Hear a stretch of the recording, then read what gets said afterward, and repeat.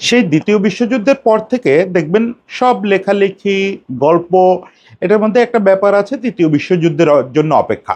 যে কবে জানি তৃতীয় বিশ্বযুদ্ধ শুরু হয়। কেউ বলে তৃতীয় বিশ্বযুদ্ধ হবে হচ্ছে লাঠি, সোঁটা, তীর, ধনুক এসব দিয়ে। নানা রকম কল্পনা আছে তৃতীয় বিশ্বযুদ্ধ নিয়ে।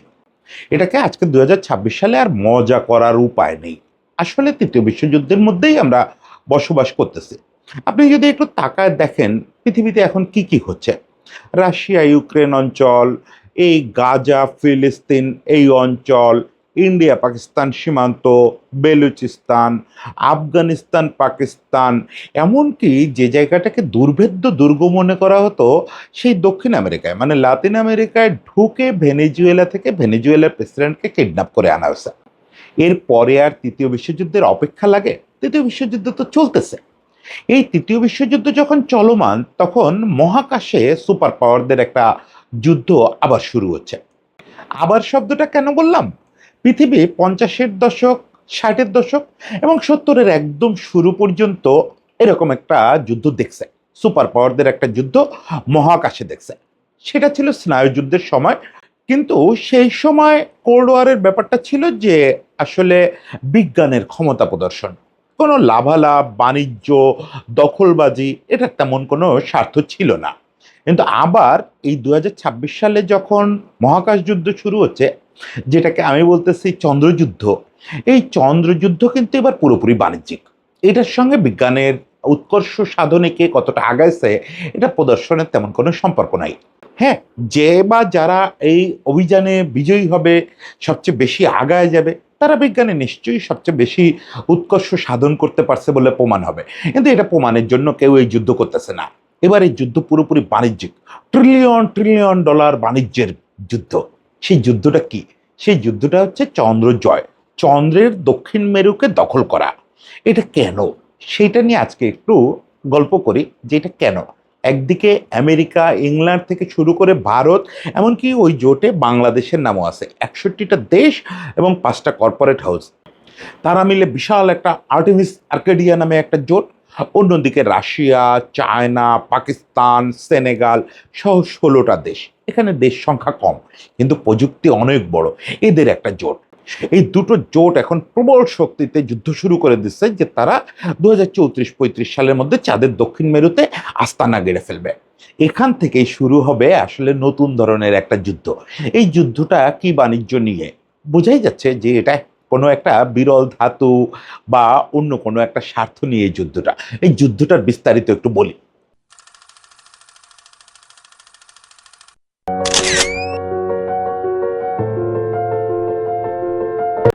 স্নায়ুযুদ্ধের যুগ তো আসলে ৪৭-এ যখন দ্বিতীয় বিশ্বযুদ্ধ পুরোপুরি স্থমিত হয়ে গেল, তারপর থেকেই শুরু হয়ে গেল।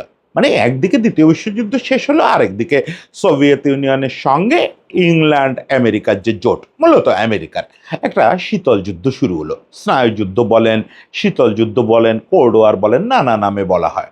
এটা চললো কিন্তু ৯১ সাল পর্যন্ত। অর্থাৎ যখন এসে মিখাইল গর্বাচেভ আনুষ্ঠানিকভাবে সোভিয়েতের বিলুপ্তি ঘোষণা করলেন, তখন স্নায়ুযুদ্ধের আনুষ্ঠানিক অবসান হলো। কিন্তু এর তুঙ্গ রূপটা আমরা দেখলাম ৫০ দশক জুড়ে, ৬০ দশক জুড়ে এবং ৭০-এর শুরুটা। তুঙ্গ রূপ কেন বলতেছি? অন্যান্য রূপ ৭০-এর দশক, ৮০-র দশকেও ছিল। কিন্তু আমরা যেহেতু আজকে মহাকাশ নিয়ে কথা বলতেছি, মহাকাশ যুদ্ধের তুঙ্গ রূপটা আমরা এই ২.৫ দশকের মতো সময় ধরে দেখলাম।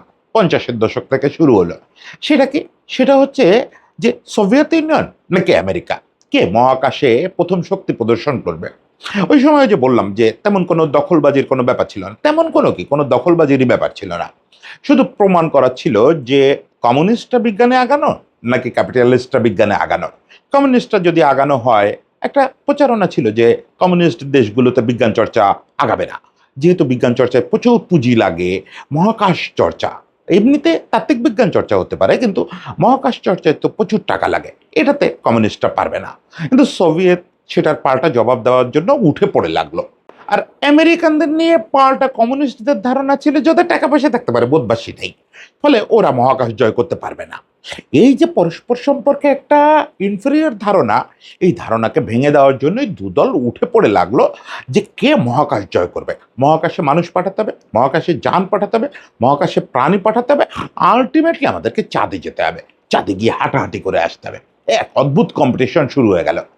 এই যুদ্ধটার একবারে প্র্যাকটিক্যাল বাস্তবায়ন আমরা দেখলাম 1957 সালে প্রথম মহাকাশযান মহাকাশে পাঠানোর ভেতর থেকে এই যুদ্ধ একটা প্র্যাকটিক্যাল রূপ পেল।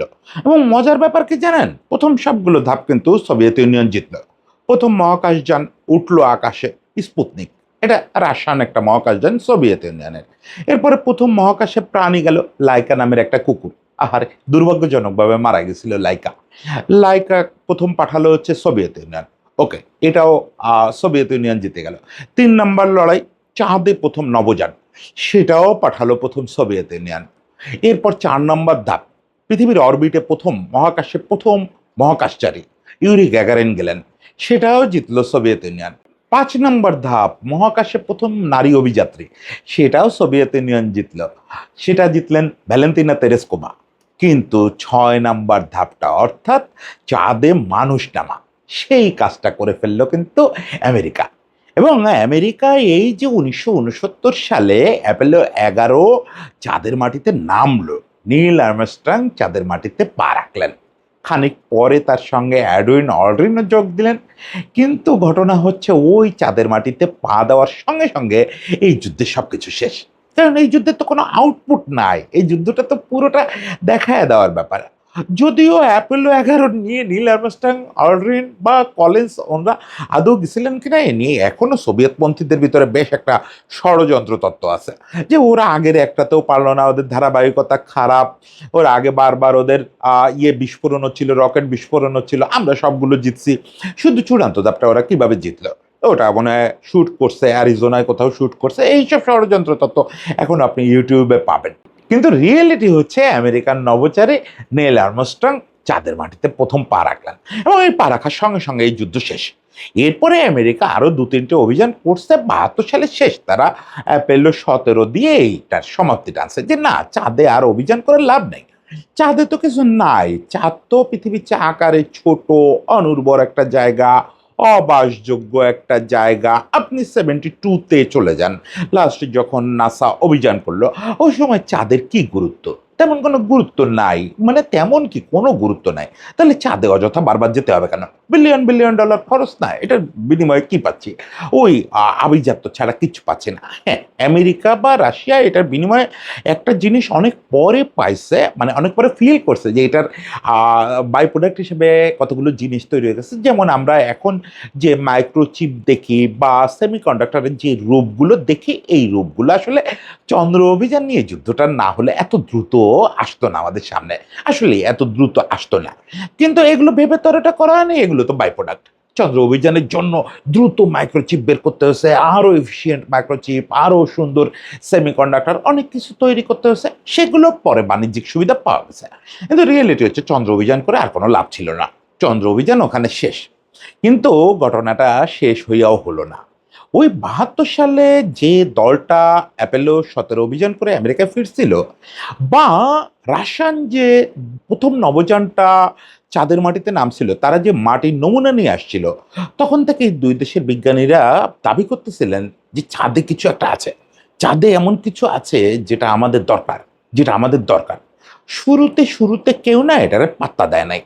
ধরেন নিকিতা ক্রুশ্চেভ রাশিয়ান সোভিয়েত ইউনিয়নের প্রধান ছিলেন যখন এই যে চন্দ্রযুদ্ধটা হচ্ছে, আর এদিকে আইজেনহাওয়ার, পরে কেনেডি, এরা না কেউ ওইভাবে ব্যাপারটায় গুরুত্ব দেন নাই। চন্দ্র অভিযান যতক্ষণ চলছে ওনাদের জোশ ছিল, ওনারা বলতেছেন, শুনতেছেন, বিজ্ঞানীরা বলতেছেন যে ওখানে কিছু বিরল খনিজ আছে, ওখানে বিরল ধরনের একটা মৌল আছে, যেটা পৃথিবীতে একেবারেই রেয়ার, একেবারেই রেয়ার। এটার জন্য আমরা মাইনিং করি চলেন, মাইনিং করি চলেন, কেউ পাত্তা দেয় নাই।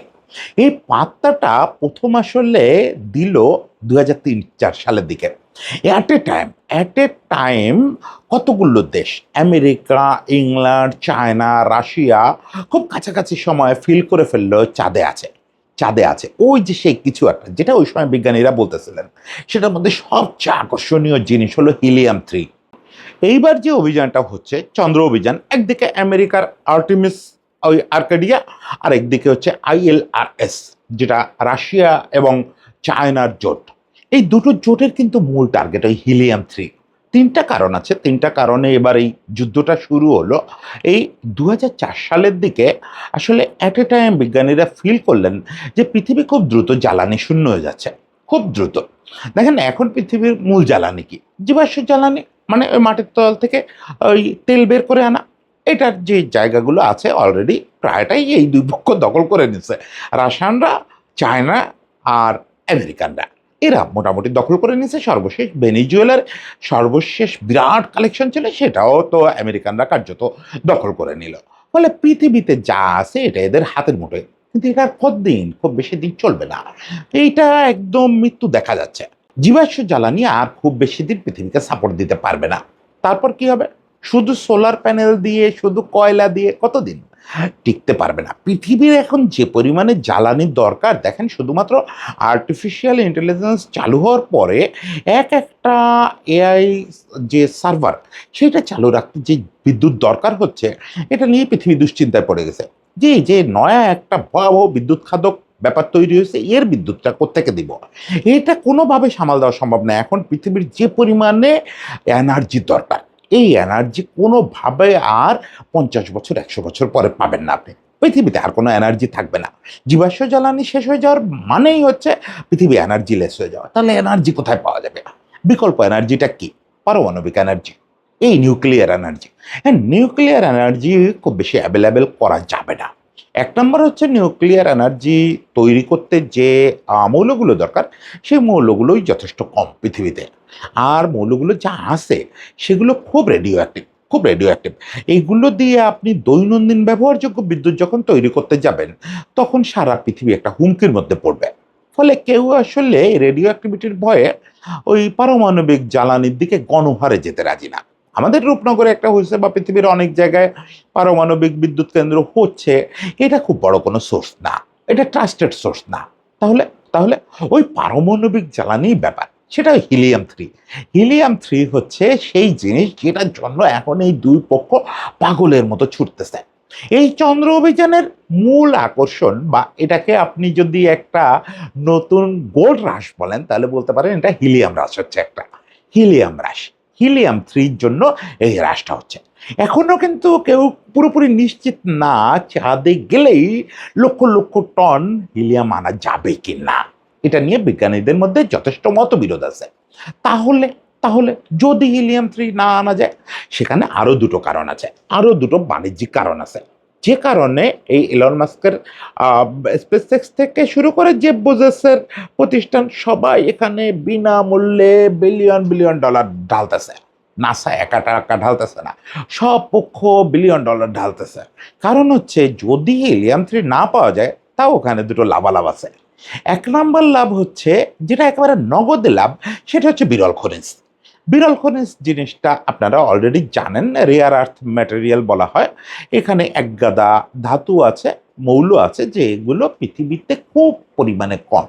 সমস্ত পৃথিবীতে বিরল খনিজের পরিমাণ কয়েক হাজার কেজি হবে, কয়েক হাজার কেজি হবে। এটা দিয়ে আসলে পৃথিবীর, এটার মূল উপকারিতাটা আগে বলি।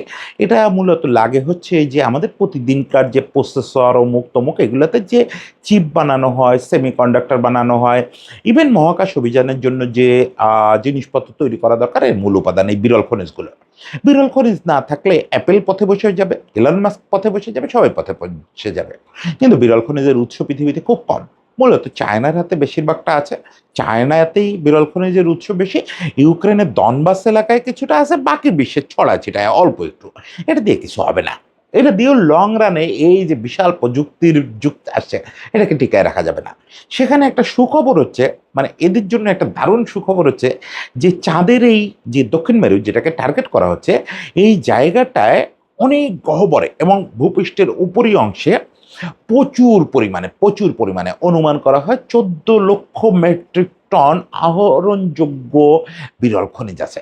ও বুঝতে পারেন ব্যাপারটা? 14 লক্ষ মেট্রিক টনের ভিতরে যদি 4 লক্ষ মেট্রিক টনও পৃথিবীতে এটা ওটা করে আনা সম্ভব হয়, পৃথিবীর আগামী হাজার খানেক বছরে আর কোনো দিক ফিরে তাকানো লাগবে না। পৃথিবীর বিরল খনিজের যে চাহিদা আগামী 1000 বছরে, সেটা পূরণ হয়ে যাবে। মানে এই ব্যাপারটা এলন মাস্করা ঝুঁকি নিল কেন? যে হিলিয়াম 3 তোমরা শেষ পর্যন্ত বের করতে পারো বা না পারো, আমরা ওই বিরল খনিজে আমাদের জন্য যথেষ্ট। আমরা বিরল খনিজটাই নিব। সব কোম্পানিগুলো যে টাকা ঢালতেছে তাদের মূল টার্গেট এইটা। আপনি একটা জিনিস দেখবেন, পৃথিবীতেও এখন যে যুদ্ধগুলো হচ্ছে, এই যে ইউক্রেনের যুদ্ধ হচ্ছে, দনবাস এলাকা টার্গেট করে যে যুদ্ধটা হচ্ছে, ওখানে বিপুল ইনভেস্টমেন্ট কিন্তু স্পেসএক্স করতেছে। এই যে স্টারলিংক এর মাধ্যমে নানা রকম ইনভেস্ট করতেছে, সরাসরি টাকা দিচ্ছে ইউএস গভর্নমেন্টকে, রাশিয়ানদের সঙ্গে চুক্তি করার চেষ্টা করতেছে, মানে দনবাসের বিরল খনিজের দখল দাও এলন মাস্ককে। এই যে একটা ব্যাপার, পৃথিবীতেও এখন যুদ্ধের কিন্তু কেন্দ্র হয়ে গেছে বিরল খনিজ। ফলে ওরা দেখতেছে ওদের ইনভেস্টমেন্টটা উঠে যাবে, যদি হিলিয়াম 3 নাও পাওয়া যায়, তাও যদি ওখান থেকে কিছুটা পরিমাণ হলেও বিরল খনিজ আনা যায়। এটা হচ্ছে একটা লক্ষ্য। এলন মাস্কের অবশ্য আর একটা লক্ষ্য আছে, সেটা হচ্ছে সে একটা রিফুয়েলিং সেন্টার করতে চায় চাঁদে। তার মূল টার্গেট হচ্ছে মঙ্গল গ্রহ, মার্স অভিযান। মার্স অভিযান পৃথিবী থেকে লাভজনক হবে না, পৃথিবী থেকে অত্যন্ত ব্যয়বহুল মার্স অভিযান। পৃথিবীর যে মধ্যাকর্ষণ শক্তি, এটা ভেদ করে না মহাকাশে একটা মহাকাশযান পাঠাতে বিপুল জ্বালানি চলে যায় শুধু এই মধ্যাকর্ষণ শক্তিটা বিট করতে।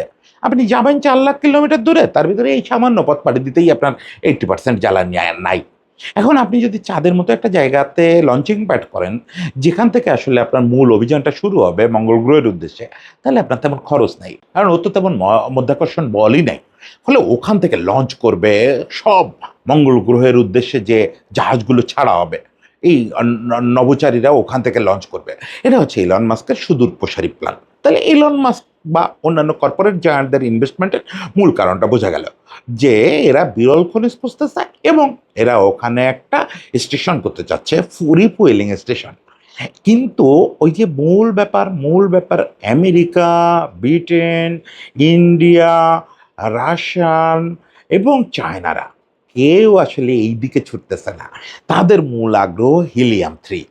হিলিয়াম 3 ব্যাপারটা একটু বোধহয় কচকচানি। আমি নিজে খুব বেশি সায়েন্স বুঝি তা না, তারপর অল্প কথায় যদি বলি, পৃথিবীতে হিলিয়াম তো আছেই, আপনারা জানেন হিলিয়াম গ্যাস পৃথিবীতে খুব সহজলভ্য জিনিস। হিলিয়াম যে মৌলটা আমরা পৃথিবীতে অ্যাভেলেবেল দেখি, সেটা হচ্ছে হিলিয়াম 4। হিলিয়ামের এই রূপটাই পৃথিবীতে অ্যাভেলেবেল, কিন্তু হিলিয়াম দিয়ে আসলে পারমাণবিক চুল্লিতে ওই কাজটা করা সম্ভব না, পারমাণবিক জ্বালানি হিসেবে ব্যবহার করা সম্ভব না। আর আগেই আমরা বলছি যে এই ছাড়া পারমাণবিক চুল্লিতে যেসব মৌল ব্যবহার করা হয় সেগুলো প্রচণ্ড রেডিও অ্যাক্টিভ, এগুলো মানব সভ্যতার জন্য হুমকি বিশেষ। এইখানে বিজ্ঞানীদের একটা মহা আবিষ্কার হচ্ছে হিলিয়াম 3, যে যদি হিলিয়াম 3 কে জ্বালানি হিসাবে ব্যবহার করা হয়, হিলিয়াম 3 হচ্ছে হিলিয়াম 4 এর একটা আইসোটোপ। এই কচকচানিতে না যাই, মূল ব্যাপারটা হচ্ছে হিলিয়ামেরই একটা রূপ। এখন এই হিলিয়াম 3 একটা মহা সুন্দর বৈশিষ্ট্য আছে, যেটা পৃথিবীতে আর কোনো এই পারমাণবিক শক্তিধর জ্বালানির নাই, কোনো মৌলের নাই। সেটা কি রেডিও অ্যাক্টিভিটি 0-র কাছাকাছি। আপনি যদি বাড়িতে ব্যাটারি বানায় বাড়িতে বসেও ওই পারমাণবিক শক্তি উৎপাদন করেন, তাও যে রেডিও অ্যাক্টিভিটি হবে হাজার খানেক বছরে কোনো মানুষের কোনো ক্ষতি হবে না বা পরিবেশের কোনো ক্ষতি হবে না। তাহলে হিলিয়াম 3 এসে আসলো কোত্থেকে, চাঁদে আসলো কোত্থেকে? চাঁদে শুধু আসলো না, চাঁদে lakh lakh metric ton helium 3 আছে, এটা প্রমাণিত হয়েছে। এবং এই আকর্ষণটা তৈরি করে দিচ্ছে কিন্তু ইন্ডিয়া। এটা খুব বেশি দিন আগের কথা না, 2009 সালে। দেখেন, ওই যে বললাম 2004 সালে সবাই আগ্রহী হয়ে পড়লো, তাদের তখনকার আগ্রহের কারণ ছিল বিরল খনিজ আর ওই এলন মাস্কের লঞ্চিং স্টেশন, রিফুয়েলিং স্টেশন। তখন আমেরিকায় জর্জ W. বুশ আর চায়নায় তো এই কমিউনিস্ট সরকারি, এরা পাশাপাশি সময় সিদ্ধান্ত নিল তারা চন্দ্র অভিযান আবার করবে। পরে ওবামা সরকার এসে নাসার এই প্রকল্প বন্ধ করে দিল। এরপরে আবার ডোনাল্ড ট্রাম্প 2017-তে যখন আসলেন, তখন এসে আবার সই করলেন যে না, চন্দ্র অভিযান শুরু হবে, কারণ আমাদের বিরল খনিজ টনিজ এগুলো লাগবে। কিন্তু ততদিনে ইন্ডিয়া একটা কাজের কাজ করে ফেলছে। ইন্ডিয়া চন্দ্রযান পাঠায় ফেলছে, চন্দ্রযান 1 দক্ষিণ মেরুতে। এবং ইন্ডিয়ার চন্দ্রযান দেখছে যে ওই যে বিজ্ঞানীরা 72-তে বলছিলেন যে কিছু একটা আছে, কিছু একটা আছে, সে কিছু একটা হচ্ছে হিলিয়াম 3। চাঁদের ধূলি কণার বিশাল অংশ হচ্ছে হিলিয়াম 3। কেন? এটা খুব বিস্ময়কর ব্যাপার এবং একটা মজার ব্যাপার। সেটা হচ্ছে হিলিয়াম 3 সূর্য থেকে প্রতি মুহূর্তে টন টন বেরোচ্ছে। যদি আমাদের মহাকাশের উপরে ওজোন স্তর না থাকতো, একটা সুরক্ষা বলয় না থাকতো, তাহলে আমরাও পৃথিবীতে হিলিয়াম 3 দিয়ে ভরে যেত। তার বিনিময়ে আমাদের প্রাণটা দিতে হতো, কারণ অন্যান্য তেজস্ক্রিয় রশ্মি এসে আমাদের মেরে ফেলতো। আমরা যেহেতু একটা সুরক্ষা বলয়ের ভিতরে থাকি, এর মধ্যে হিলিয়াম 3 তেমন একটা ঢুকতে পারে না, খুব সামান্য, ওটা কোনো কাজে লাগে না। খুব সামান্য। কিন্তু চাঁদে তো ওই সুরক্ষা বলয় নাই। চাঁদে প্রতি মুহূর্তে ধূলিঝড়ের মতো সৌর যে রশ্মি পৌঁছাচ্ছে, ওই সৌর রশ্মির সঙ্গে টন টন হিলিয়াম-3 গিয়ে পড়তেছে। হিলিয়াম-3 ধুলোর সঙ্গে মিশে গড়াগড়ি খাচ্ছে। এখন বিজ্ঞানীদের চিন্তা হচ্ছে যে যদি হিলিয়াম-3 কে ওখান থেকে ধুলো থেকে আলাদা করা যায়, যেটাকে বলা হচ্ছে হিলিয়াম-3 মাইনিং। এই হিলিয়াম-3 মাইনিং যদি করা যায়, তাহলে এই লক্ষ লক্ষ টনের খানিকটা অংশ যদি আমরা আনতে পারি, তাহলে তো পৃথিবীর জ্বালানি সমস্যার সমাধান ওইরকম কয়েকশো বছর, কয়েক হাজার বছরের জন্য সমাধান হয়ে যাবে। তার মানে এদের মূল অ্যাম্বিশন, ওই যে গোল্ড রাশের সময় আমেরিকা যেটা হয়েছিল, গোল্ড রাশ করতে গিয়ে অনেক অনেক কিছু আবিষ্কার করে ফেলছে। কেউ এটা আবিষ্কার করছে, কেউ ওটা আবিষ্কার করছে, গোল্ড খুব কম লোকেই পাইছে। এবার চন্দ্র অভিযানটাও তাই। কেউ বিরল খনিজ পাবে, কেউ ওখানে রিফুয়েলিং স্টেশন করবে, কিন্তু সবার ড্রিম হচ্ছে হিলিয়াম-3। হিলিয়াম-3 নিয়ে বিজ্ঞানীদের মধ্যে দ্বিমতও আছে। কিছু বিজ্ঞানী মনে করেন এখান থেকে মাইনিং করে এটাকে আলাদা করলে যে কস্ট পড়বে ওটা এফিসিয়েন্ট হবে না।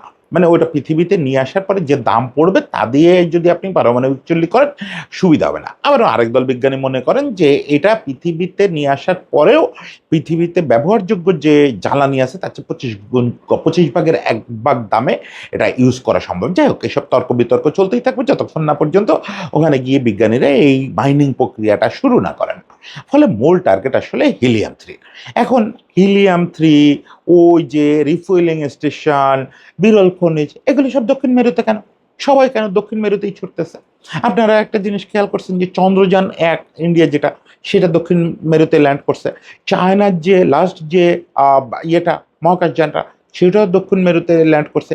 চন্দ্রযান-2 গত বছর যেটা অভিযান করলো, ওটাও দক্ষিণ মেরুতে ল্যান্ড করছে চাঁদের। কারণ কি? এখানে একটা আলোকিত এলাকা আছে, যেখানে চাঁদের বেশিরভাগ অংশ তো সারা বছর অন্ধকার থাকে, বছরের বেশিরভাগটা সময়। কিন্তু এই জায়গায় একটা আলোকিত জায়গা আছে। এটা হচ্ছে প্রথম কারণ। এই কারণকে টার্গেট করে আসলে চন্দ্রযান সহ সবাই গিয়েছিল। গিয়ে আবিষ্কার করছে যে চাঁদে যত বিরল খনিজ আছে, তার যে গহ্বর মুখগুলো, ওই যে বললাম ভূপৃষ্ঠের খুব কাছাকাছি, ওই গহ্বর মুখগুলো এই দক্ষিণ মেরুর কাছাকাছি। মানে আপনি ওখানে পৌঁছাতে পারলে প্রথমত হচ্ছে লঞ্চিং প্যাডটা করে ফেলতে পারবেন ওখানে, কারণ ওখানে একটু আলোকিত এলাকা আছে এবং ওটা একটা মালভূমির মতো এলাকা। ফলে ওখানে লঞ্চিং প্যাড করতে পারলেন। 2 নম্বর হচ্ছে বিরল খনিজ আহরণের জন্য আপনার খুব বেশি দূরে যেতে হচ্ছে না।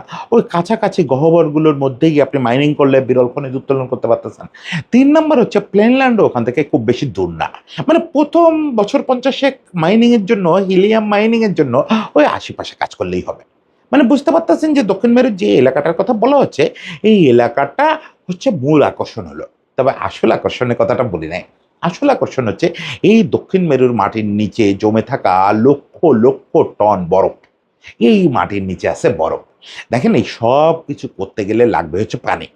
ওখানে আপনি রিফুয়েলিং স্টেশন করেন, ওখানে আপনি নতুন করে জ্বালানির সন্ধান করেন, মাইনিং করেন, যা করেন, আপনার পানি লাগবে, অক্সিজেন লাগবে, হাইড্রোজেন লাগবে। বেস ক্যাম্প তৈরি করতে গেলে এই সব কিছু লাগবে এবং আলটিমেটলি ওখানে হাইড্রোজেনকে জ্বালানি হিসাবে ইউজ করতে হবে। তাছাড়া আপনি খুব বেশি দিন পৃথিবী থেকে জ্বালানি নিয়ে গিয়ে পারবেন না। ফলে আপনার পানি সোর্সের কাছে থাকতে হবে। পানি ছাড়া কোথাও আপনি সভ্যতা বিস্তার করতে পারবেন না। আর এই যত বড় কাজের কথা বলতেছি, এটা তো কয়েকশো বছরের একটা কাজ। এটার জন্য ওখানে এক ধরনের সভ্যতাই গড়ে তুলতে হবে, হোক কৃত্রিম সভ্যতা, মানে হয়তো ঢেকে ঢাকা রাখা সভ্যতা, যেখানে ওজোন স্তরের রোলটা প্লে করতে হবে কোনো একটা জিনিসকে। কিন্তু সভ্যতা একটা তৈরিই করতে হবে, আবাসস্থল একটা তৈরিই করতে হবে। সেটা করতে গেলে পানির সোর্স লাগবে, জ্বালানির সোর্স লাগবে, সবকিছু হচ্ছে ওই বরফ।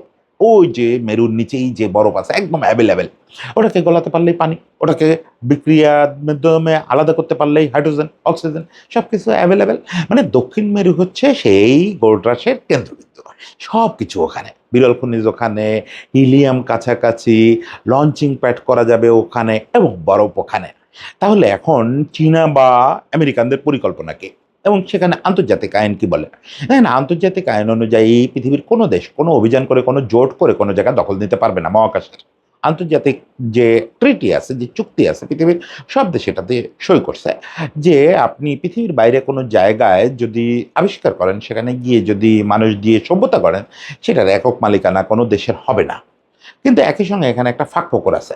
পৃথিবীর কোনো দেশ চাইলে কোনো একটা জায়গায় গিয়ে সিকিউরিটি জোন ঘোষণা করতে পারে, যে সিকিউর জোন, এই জায়গায় আমি অন্য কাউকে ঢুকতে দিব না, কারণ এখানে আমি গবেষণা করতেছি। আমেরিকা প্রথমে এই চিন্তাটা মাথায় আনলো। এটা ডোনাল্ড ট্রাম্পের সময়ে নাসা এই চিন্তাটা আনছিল, ওই আগের টার্মে, যে আমরা ওখানে যাব, গিয়ে একটা সিকিউর জোন করব। তাহলে আর চায়না বা রাশিয়া এখানে ঢুকতে পারবে না। আমরা তো আগেই বলে দেবো এটা সিকিউর জোন। এখন ওই সিকিউর জোনের কাউন্টারে চায়নার হচ্ছে যে না, আমরা ওখানে গিয়ে সিকিউর জোন তো করবোই ওদের আগে আগে, এবং মূল জায়গাটা আমরা দখলে নিব, সঙ্গে আমরা একটা পারমাণবিক কেন্দ্র করে ফেলবো, যাতে জ্বালানির জন্য আমাদের বরফ গলানো পর্যন্ত অপেক্ষা না করতে হয়। মানে ওরা যে যাচ্ছে, ওদের যাওয়ার সঙ্গে সঙ্গে ওরা বিভিন্ন ওই পারমাণবিক শক্তির মূল্য নিয়ে যাচ্ছে। ওরা একবারে ওখানে পারমাণবিক কেন্দ্র করে ফেলতে চায়। এখন এখানে প্রতিটা ধাপ বর্ণনা না করে, অলরেডি আপনারা জানেন মহাকাশ অভিযান আগামী মাসেই শুরু হওয়ার কথা ছিল এই মার্চে। আর্টেমিস 2 রওনা হয়ে যাওয়ার কথা মার্চে, সেখানে নভোচারী সহই তাদের রওনা হওয়ার কথা, কিন্তু এবার নভোচারী আর্টেমিস থেকে নামবেন না চাঁদে, তারা খুব কাছ থেকে জিনিসটা দেখবেন, অবজার্ভ করবেন, রিপোর্ট করবেন এসে। আর্টেমিস 3-তে নভোচারীরা যাবেন, ওখানে নামবেন, নেমে প্রাথমিক কাজ শুরু করবেন, রোবটকে ছেড়ে দিবেন, রোবট মাইনিংয়ের ব্যাপার স্যাপারগুলো বুঝবে, ওখান থেকে ডাটা পাঠাতে থাকবে। In the mean time China এবং রাশিয়ার যে নভোযানগুলো তারাও যাওয়া শুরু করবে। তারা কিন্তু সেকেন্ড ধাপেই মানুষ দিয়ে ওখানে বসবাস করার চিন্তা করে ফেলতেছে, মানে আবাসস্থল গড়ার। মানে আর্টেমিসের প্ল্যানটা হচ্ছে তারা চতুর্থ বা পঞ্চম ধাপে গিয়ে একটা, এটাকে ওরা বলতেছে গেটওয়ে তৈরি করবে, যে চাঁদের অরবিটে একটা মহাকাশ কেন্দ্র স্থাপিত হবে, যেখানে মানুষ থাকবে, তারা যাতায়াতের মধ্যে থাকবে শুরুর কয়েক বছর। তারপরে তারা একসময় গিয়ে দক্ষিণ মেরুতে অবস্থান নেবে। কিন্তু চায়নারা এই সময় নিতে রাজি না। চায়নার বক্তব্য হচ্ছে যে আমরা কোনো গেটওয়ে টেটওয়ে বানাবো না, কোনো মহাকাশ কেন্দ্র বানাবো না, সরাসরি নেমে পড়বো, নেমে পড়ে আমরা ওখানে একটা আবাসস্থল গড়ে ফেলবো। কে আলটিমেটলি পারবে সেটা এখনো পরিষ্কার না, কে আগে পারবে, কে দখলদারিত্বটা শুরু করতে পারবে। কিন্তু কম্পিটিশন শুরু হয়ে গেছে। কম্পিটিশনের শুরুতে অবশ্য যথারীতি আমেরিকা একটা ধাক্কা গেছে। আর্টেমিস 2 শুরু করার কথা ছিল মার্চে, কিন্তু মার্চে সেটা হচ্ছে না, ওদের একটা ফুয়েল জনিত সমস্যা হচ্ছে, ফুয়েল লিকের জনিত এটা এপ্রিলে চলে গেছে। এবং আর্টেমিস 3 যেটাতে মানুষ ওখানে গিয়ে নামার কথা, সেটার আবার লঞ্চিং অংশটা, ল্যান্ডিং অংশটা তৈরি করতেছে স্পেসএক্স। তারা অলরেডি পিছায় আছে সময়ের চেয়ে। ফলে এটাকে আবার দায়িত্ব দেওয়া হয়েছে যে বুঝেছে যে কোম্পানিটা, ওই কোম্পানিটাকে, ওটার নাম ব্লু অরিজিন। এরকমভাবে আমেরিকা কয়েক মাস করে পিছায় পড়তেছে। চীন রাশিয়ার ব্যাপারটা হচ্ছে কি, চীন রাশিয়া নাসার মতো বা এই গ্রুপের মতো এরকম মিনিটে মিনিটে আপডেট দিচ্ছে না। আমরা ঠিক পরিষ্কার না যে চীন রাশিয়ার প্রস্তুতিটা কি অবস্থায়, তারা যা মুখে বলছে, যে মেগা পরিকল্পনা বলছে, এটা পথে সঠিক পথে আছে কিনা একটু রহস্যের মধ্যে আছে। ওদের যানটা কবে উৎক্ষেপিত হবে, এই ব্যাপারগুলো ওরা একদম দিন তারিখ খোলসা করে না। মানে এবং আমেরিকার ক্ষেত্রে যেরকম আমরা একদম জানি যে আর্টেমিস 12 পর্যন্ত ওদের প্রত্যেকটা ধাপের পরিকল্পনা কি, কোন পর্যায়ে গিয়ে ওরা মঙ্গল গ্রহে অভিযানের চেষ্টা শুরু করবে, কোন পর্যায়ে গিয়ে বাসস্থান করবে, সবকিছু আমরা জানি। কিন্তু চায়না রাশিয়াটা অত পরিষ্কার না। কিন্তু তারা যে 16 আনা প্রস্তুতি নিচ্ছে সেটা একদম সত্যি কথা। এবছরই তাদেরও প্রথম মহাকাশযান এবছরই চাঁদের উদ্দেশ্যে মানুষ নিয়ে রওনা দিয়ে দিবে। এখন শেষ পর্যন্ত কে এই যুদ্ধে জিতবে এটা বলা খুব মুশকিল। একদিকে আর্টেমিস, ও আচ্ছা আর্টেমিসের কথা তো বলা হয়নি। আর্টেমিস হচ্ছে অ্যাপেলোর যমজ বোন। অ্যাপেলো হচ্ছে গ্রিক দেবতা, তার যমজ বোন হচ্ছেন আর্টেমিস। আর্টেমিসের নামে নামকরণ করা হচ্ছে এই পুরো আর্টেমিস যে সিরিজটা, যেটা দিয়ে চন্দ্র বিজয় করা হবে এবার, সেইটা।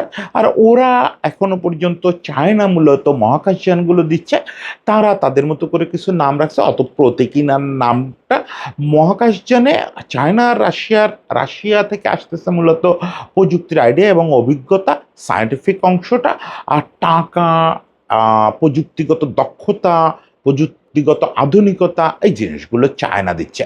ওই জোটটা এইভাবে কাজ করতেছে। শেষ পর্যন্ত কে পারবে জানি না।